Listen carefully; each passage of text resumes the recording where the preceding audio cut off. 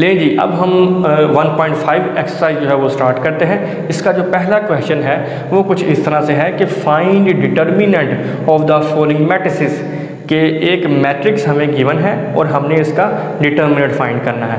तो आइए देखते हैं कि किस तरह से हम इसका डिटर्मिनेंट फाइंड करेंगे। ए पे हम दो पैरेलल लाइंस लगाएंगे जो डिटर्मिनेंट को रिप्रेजेंट करेगी, ठीक है, और ये मैट्रिक्स खत्म करके हम डिटर्मिनेंट का जो सिंबल है वो यूज़ करेंगे। लें जी, ठीक हो गया। अब आप जानते हैं कि डिटर्मिनेंट किस तरह से फाइंड करेंगे। इस एंट्री को इससे मल्टीप्लाई करेंगे और इसको इससे मल्टीप्लाई करेंगे। -1 मल्टीप्लाई बाय 0, दरमियान में हमेशा माइनस आएगा, देन 2 मल्टीप्लाई होगा 1 से, ठीक हो गया। और जब हम इसको मज़ीद सॉल्व करेंगे ये 0 आएगा मेरे पास और -2, तो आंसर इज़ -2, ठीक हो गया। और इसी तरह से सेम क्वेश्चन नंबर जो इसका सेकंड पार्ट है वो बी एक मैट्रिक्स है, तो इसको भी हम इसी तरीके से जो है वो इसका डिटर्मिनेंट फाइंड करेंगे। बी डिटर्मिनेंट 1 2 3 -2, ठीक हो गया। इसी तरह से अब इसको एक्सपेंड करेंगे। ये एंट्री इससे मल्टीप्लाई होगी और ये इससे मल्टीप्लाई होगी। 1 × -2 -2 × 3, लेगी 1 × -2 एंड 2 × 3 6, -2 -6 -8, ठीक हो गया। तो ये आपने देखा कि किस तरह आप इजीली किसी भी मैट्रिक्स का जो है वो डिटर्मिनेंट फाइंड कर सकते हैं। नेक्स्ट जो क्वेश्चन 2 है ये बहुत ही इंपॉर्टेंट है। ये अक्सर शॉर्ट क्वेश्चन में आ जाता है कि find the multiplicative inverse if it exist of each. एक मैट्रिक्स हमें गिवन है, उसका हमने मल्टीप्लिकेटिव इनवर्स जो है वो फाइंड करना है। इसका मैं फोर्थ पार्ट जो है क्वेश्चन नंबर 2 का ये मैं सॉल्व करूंगा, क्योंकि ये मैंने पार्ट इसलिए चूज़ किया है क्योंकि इसमें फ्रैक्शंस इन्वॉल्व हैं, तो ये हो सकता है आपको कॉम्प्लिकेटेड लगे। बाकी जो इसके रिमेनिंग 3 पार्ट्स हैं वो आप सेम इसी तरह से जो है वो फिर खुद ब खुद जो है वो सॉल्व कर सकेंगे। नहीं जी, हम स्टार्ट करते हैं। जैसा कि हमने मल्टीप्लिकेटिव इनवर्स फाइंड करना है इस डी मैट्रिक्स का, तो ये आप जानते हैं कि इनवर्स फाइंड करने का जो फार्मूला है वो है D inverse equals to adjoint of D over D का डिटर्मिनेंट, ठीक हो गया। अब यहाँ पे मुझे 2 चीज़ें चाहिए, एक तो डिटर्मिनेंट चाहिए और दूसरा एडजॉइंट चाहिए, ठीक हो गया। और एक जो बहुत ज़रूरी बात है कि जब भी आप किसी मैट्रिक्स का मल्टीप्लिकेटिव इनवर्स फाइंड करने लगे हैं तो आपने एक चीज़ सबसे पहले देखनी है कि जो मल्टीप्लिकेटिव इनवर्स है वो सिर्फ नॉन सिंगुलर मैट्रिसेस का एग्जिस्ट करता है। तो उसके लिए क्या करना है, आपने सबसे पहले जिस मैट्रिक्स का आपने मल्टीप्लिकेटिव इनवर्स फाइंड करना है उसका पहले डिटर्मिनेंट फाइंड करना है। अगर डिटर्मिनेंट 0 आ जाता है तो आपने वहीं पे स्टॉप कर देना है, क्योंकि ये हमारी मैट्रिक्स जो है वो फिर सिंगुलर होगी और सिंगुलर मैट्रिक्स का जो मल्टीप्लिकेटिव इनवर्स है वो एग्जिस्ट नहीं करता। हाँ, अगर डिटर्मिनेंट का आंसर नॉन 0 आ जाए तो देन हम उसको फर्दर आगे प्रोसीड करेंगे। लेकिन जी सबसे पहले इसका डिटर्मिनेंट फाइंड करेंगे। डी इक्वल्स टू 1/2 1 3/4 2, ठीक है जी। अब हम इसको आगे एक्सपेंड करते हैं। ये एंट्री इससे मल्टीप्लाई होगी 1/2 × 2 माइनस और 1 जो है वो इससे मल्टीप्लाई होगा 1 × 3/4, ठीक हो गया। ये 2 से कैंसिल हो गया हमारे पास 1 - 3/4। जब आप इसका एलसीएम लेंगे तो आपके पास जो रिजल्ट आएगा वो आएगा 1/4 which is not equal to 0। इसका मतलब है कि ये एक नॉन सिंगुलर मैट्रिक्स है और इसका इन्वर्स जो है वो भी एग्जिस्ट करेगा। अब जो दूसरी चीज़ है एडजॉइंट, अब हम वो फाइंड करते हैं। एडजॉइंट ऑफ डी, ले जी एडजॉइंट किस तरह से फाइंड करना है कि जो आपकी डायगोनल एंट्रीज हैं उनकी जगह बदलनी है। किस तरह से, ये जो 2 इधर है ये ऊपर चला जाएगा और ये जो 1/2 है ये नीचे आ जाएगा, ठीक हो गया। इसी तरह से ये जो इसकी नॉन डायगोनल एंट्रीज हैं इनके साइन चेंज हो जाएंगे। ये 1 पॉजिटिव है ये माइनस हो जाएगा और ये 3/4 है ये भी माइनस हो जाएगा हमारे पास, ठीक हो गया। अब हम ये जो फार्मूला है required formula of multiplicative inverse वो उसमें हम वैल्यू जो है वो पुट करते हैं। तो फार्मूला हमारे पास है D inverse equals to adjoint of D over D का डिटर्मिनेंट। ले जी डी का डिटर्मिनेंट मेरे पास क्या आया है 1/4 4। ठीक हो गया। और इसी तरह से जो एडजॉइंट ऑफ डी है वो मेरे पास क्या आया है 2 -1 -3/4 एंड 1/2। ठीक हो गया। अब सबसे पहले इसको किस तरह से सॉल्व करेंगे, क्योंकि ये फ्रैक्शन के नीचे एक फ्रैक्शन पड़ी हुई है, तो ये जो 4 है ये सबसे ऊपर 1 से जाके मल्टीप्लाई होगा हमारे पास, तो ये 4 आ जाएगा। और ये मैट्रिक्स जो है वो वैसे ही हम लिखेंगे 4 1/2। लें जी, अब 4 को जब चूँकि एक मैट्रिक्स से मल्टीप्लाई हो रहा है तो ये इसकी हर एंट्री से मल्टीप्लाई होगा। अब हम इसको अंदर मल्टीप्लाई करते हैं। 2 × 4 8, 4 × -1 -4, 4 को जब इससे मल्टीप्लाई करेंगे 4 × -3/4, और 4 को जब 1/2 से मल्टीप्लाई करेंगे तो 4 × 1/2, 4 4 से कैंसिल हो गया, 2 × 2 2 1s are 4। ले जी 8 -4 -3 और 2। लें जी, ये हमारे पास जो रिक्वायर्ड रिज़ल्ट है डी का मल्टीप्लिकेटिव इन्वर्स वो हमारे पास आ गया। ठीक है जी। तो यहाँ पे आप देख सकते हैं कि जो इसका फोर्थ पार्ट है वो मैंने सॉल्व किया है। तो इसके जो इससे पहले वाले 3 पार्ट हैं वो इसी मेथड से आप इसको सॉल्व करेंगे। हाँ, अगर आप किसी भी मैट्रिक्स का डिटर्मिनेंट फाइंड करते हैं तो वो 0 आ जाता है तो आप वहीं पे स्टॉप कर देंगे, क्योंकि जो मैट्रिक्स है अगर वो सिंगुलर हो गई मतलब डिटर्मिनेंट 0 आ गया तो फिर उसका जो मल्टीप्लिकेटिव इन्वर्स है वो एग्जिस्ट नहीं करेगा। जी, अब हम जो क्वेश्चन नंबर 4 है एक्सरसाइज 1.5 का वो स्टार्ट करते हैं। उसकी स्टेटमेंट जो है वो आप देख सकते हैं, वो इस तरह से है कि a × adjoint of a and is equal to adjoint of a × a is equal to determinant of i। हमने ये प्रूव करना है कि इन तीनों का आंसर जो है वो इक्वल आएगा। तो हम क्या करेंगे, सबसे पहले हम यहाँ से स्टार्ट करते हैं a × एडजॉइंट ऑफ a। ठीक हो गया। सबसे पहले a जो मैट्रिक्स मेरे पास गिवन है उसका मुझे एडजॉइंट चाहिए, तो सबसे पहले मैं इसका एडजॉइंट फाइंड करता हूँ। एडजॉइंट ऑफ a, ये आप जानते हैं कि हम किस तरह से फाइंड करते हैं कि जो डायगोनल एंट्रीज हैं उनकी हम जगह बदलते हैं 6 1, और जो नॉन डायगोनल एंट्रीज हैं उनकी हम साइन चेंज कर देते हैं -4 -2। ठीक हो गया। ये हमारे पास एडजॉइंट ऑफ a आ गया। अब हम इन दोनों को मल्टीप्लाई करते हैं a × एडजॉइंट ऑफ a। पहले a की जगह पे a की मैट्रिक्स आएगी। a की मैट्रिक्स क्या है 1 4 2 6। ठीक हो गया। और देन जो एडजॉइंट ऑफ a है ये जो हमने अभी फाइंड किया है ये है 6 -4 -2 1। लें जी, अब हम इन दोनों को मल्टीप्लाई करते हैं। मल्टीप्लाई कैसे करेंगे, पहली रो पहला कॉलम।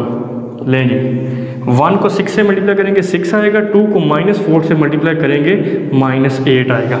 इसी तरह से पहली रो दूसरा कॉलम, 1 को -2 से मल्टीप्लाई करेंगे -2 आएगा, 2 को 1 से मल्टीप्लाई करेंगे 2 आएगा। ठीक हो गया। अब दूसरी रो पहला कॉलम, 4 को 6 से मल्टीप्लाई करेंगे 24 आएगा, और 6 को -4 से मल्टीप्लाई करेंगे तो -24 आएगा। इसी तरह से अब दूसरी रो दूसरा कॉलम, 4 को -2 से मल्टीप्लाई करेंगे -8 आएगा, 6 को 1 से मल्टीप्लाई करेंगे 6 आएगा। नहीं जी, ठीक हो गया। नहीं जी, अब इसको सॉल्व करते हैं मज़ीद आगे। 6 -8 जो है वो -2 आएगा, ये कैंसिल आउट हो गया 0, ये भी कैंसिल हो गया, ये 0 आ गया, और -8 + 6 आंसर इज़ -2। लें जी, ये हमारे पास आंसर आ गया है a × एडजॉइंट ऑफ a का। ठीक हो गया। इसको मैं हाईलाइट कर देता हूँ कि ये आपकी इक्वेशन नंबर 1 है। ठीक हो गया। दूसरे नंबर पे मेरे पास क्या है कि आपने एडजॉइंट ऑफ a को पहले रखना है और a को बाद में रख के मल्टीप्लाई करना है। लें जी, तो अब हम ये करते हैं, पहले आप रखेंगे एडजॉइंट ऑफ a × a। ठीक हो गया। पहले हम एडजॉइंट ऑफ a जो अभी हमने फाइंड किया था वो हम पुट करेंगे, वो क्या है 6 -4 -2 1। ठीक है। और उसके बाद जो a मैट्रिक्स है वो क्या है जी 1 4 2 6। ठीक हो गया। अब हम इन दोनों को मल्टीप्लाई करते हैं। पहली रो पहला कॉलम, 6 × 1 6, और -2 × 4 ये हमारे पास आएगा -8। ठीक हो गया।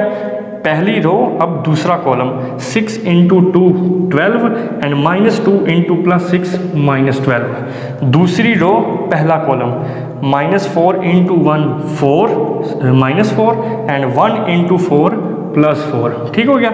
अब दूसरी रो दूसरा कॉलम -4 इंटू 2 -8 आएगा और 1 इंटू 6 +6 आ गया। लेकिन जी ये तो कैंसिल आउट हो गई, ये भी कैंसिल आउट हो गए, तो हमारे पास आंसर क्या आया 6 - 8 -2 0 0 -2। तो ये हमारे पास आंसर आ गया है एडजॉइंट ऑफ ए इंटू ए। इसको भी हम हाईलाइट कर देते हैं। ये आपकी जो इक्वेशन है इक्वेशन नंबर 2 बन गई। ठीक हो गया। अब जो लास्ट पे है वो है determinant of A into identity. ये आइडेंटिटी मैट्रिक्स को डिनोट कर रहा है, तो इसको सॉल्व करने के लिए आपके पास डिटर्मिनेंट ऑफ ए होना चाहिए। तो हम पहले ए का डिटर्मिनेंट फाइंड करेंगे। ए डिटर्मिनेंट इक्वल्स टू, ये क्या है जी हमारे पास 1 4 2 6। ले जी अब हम इसको आगे एक्सपेंड करते हैं। 1 को 6 से मल्टीप्लाई करेंगे तो 6 आएगा, -4 को 2 से मल्टीप्लाई करेंगे तो 8 आएगा। ये हमारे पास आंसर आ गया -2। ठीक हो गया। अब डिटर्मिनेंट ऑफ ए जो है इसको मल्टीप्लाई करना है आइडेंटिटी से, तो इधर हमारे पास जो डिटर्मिनेंट ऑफ ए आया है वो क्या आया है -2। अब हम इसको सॉल्व करते हैं। ये है जी determinant of A into identity equals to, determinant of A हमने अभी फाइंड किया है वो -2 है, और जो आइडेंटिटी मैट्रिक्स है वो है 1 0 0 1।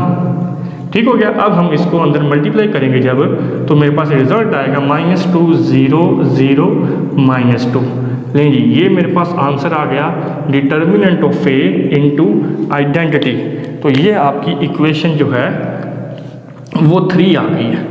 ठीक है जी। तो अगर आप गौर करें इक्वेशन 1, इक्वेशन 2 और इक्वेशन 3 पे, तो तीनों जो आंसर हैं वो आपके इक्वल आए हैं। यही हमने प्रूव करना था। तो हम ये कह सकते हैं इट इज़ प्रूव्ड दैट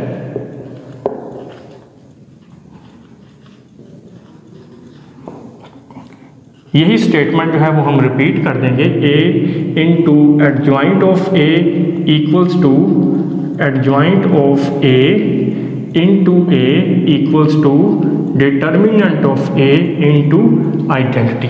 लें जी इस तरह से आपने देखा कि हमने आसानी से जो है ये प्रूव कर दिया है। क्वेश्चन नंबर 4 का जो सेकंड पार्ट है उसकी स्टेटमेंट कुछ इस तरह से है कि b into B inverse equals to identity and this is equals to b inverse into B. मतलब क्या है कि अगर b को उसके इन्वर्स से, b इन्वर्स जो है वो b का इन्वर्स है, ये b को b इन्वर्स से चाहे आप लेफ़्ट साइड से मल्टीप्लाई करवाएं या राइट साइड से करवाएं, दोनों सूरतों में जो आंसर है वो आइडेंटिटी आना चाहिए। ये हम प्रूव करते हैं। तो इसको प्रूव करने के लिए मुझे b का इन्वर्स चाहिए। तो सबसे पहले मैं b का इन्वर्स फाइंड करूँगा। हम b मैट्रिक्स जो है इसको हम ले लेते हैं। b मेरे पास है जी 3 2 -1 -2। सबसे पहले मुझे b का इन्वर्स चाहिए। तो b के जो इन्वर्स का फार्मूला है वो आप जानते हैं, वो है b inverse equals to adjoint of b over b determinant. ठीक है जी। तो मैंने पहले भी अपने एक क्वेश्चन में बताया था कि जब भी आप किसी मैट्रिक्स का इन्वर्स फाइंड करने लगे हैं तो आपने सबसे पहले उसका डिटर्मिनेंट फाइंड करना है। अगर डिटर्मिनेंट नॉन ज़ीरो आता है देन हम आगे फर्दर प्रोसीड करेंगे, अदरवाइज वहीं पे स्टॉप कर देंगे। उसकी रीज़न ये है कि जो इन्वर्स है वो सिर्फ नॉन सिंगुलर मैट्रिक्स का एग्जिस्ट करता है, और मैट्रिक्स नॉन सिंगुलर कब होती है, जब उसका डिटर्मिनेंट नॉन ज़ीरो आता है। लें जी सबसे पहले हम b का डिटर्मिनेंट फाइंड करते हैं। 3 2 -1 -2। लें जी 3 into -2 -6 -2 into -1 -2 -6 + 2 equals to -4 which is not equal to 0। It means this matrix is non singular, so its inverse is exist. इसका जो इन्वर्स है वो एग्जिस्ट करेगा।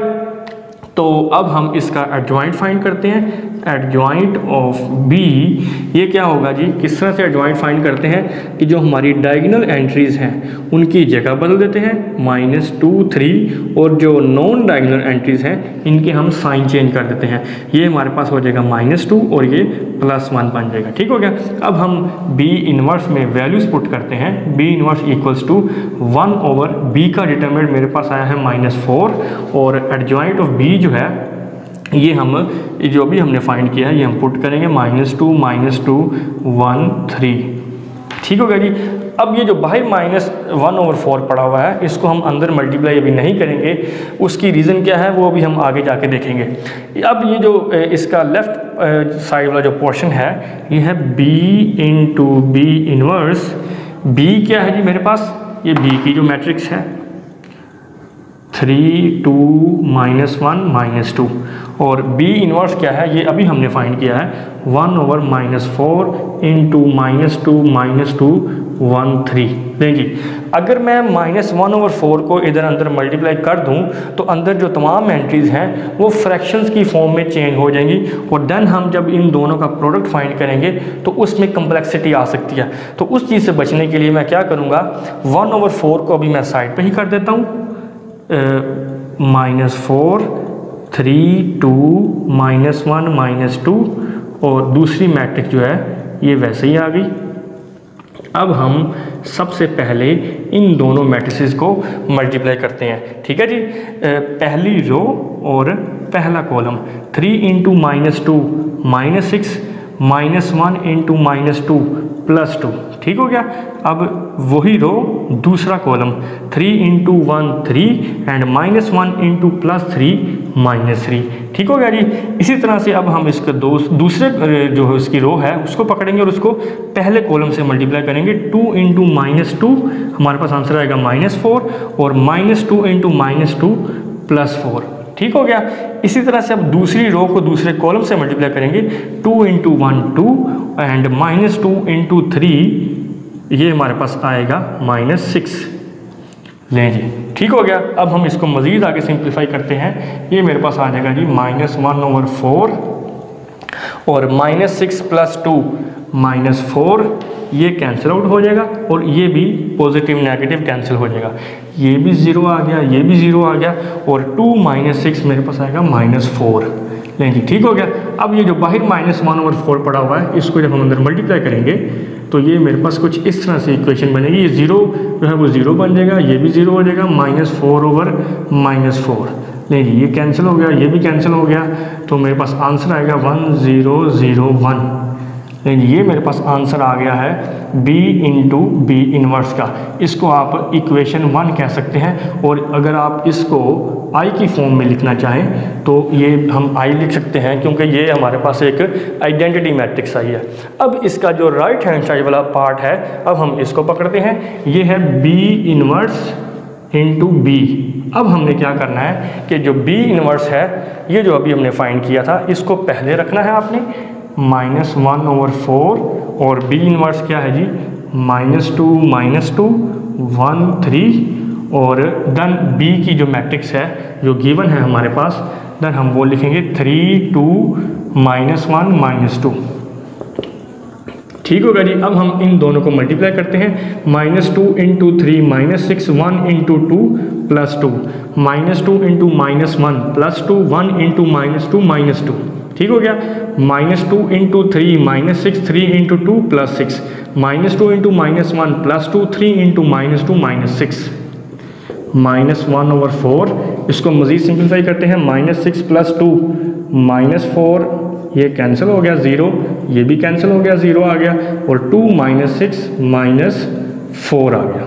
ठीक है जी। अब -1/4 को अंदर मल्टीप्लाई करवाते हैं हर एंट्री से, तो ये हमारे पास कुछ इस तरह से सिचुएशन जो है वो बन जाएगी। ये इससे कैंसिल हो गया, ये इससे कैंसिल हो गया, आंसर हमारे पास क्या आ गया 1001। नहीं जी, ये हमारे पास आंसर आया है b इनवर्स इंटू बी, और ये है आइडेंटिटी मैट्रिक्स। अब इसको आप अगर इक्वेशन 2 कहें तो आप देख सकते हैं कि इक्वेशन 1 में हमने ये देखा कि b इंटू बी इनवर्स का आंसर भी आइडेंटिटी के इक्वल आया है, और इक्वेशन 2 में b इनवर्स इंटू बी का आंसर भी आइडेंटिटी के इक्वल आया है। तो देन हम कह सकते हैं by equation 1 and 2 b into b inverse equals to identity and this is also equals to b inverse into b। लेकिन ये हमारा रिक्वायर्ड रिजल्ट था जो हमने क्वेश्चन नंबर 4 के अंदर प्रूव करना था।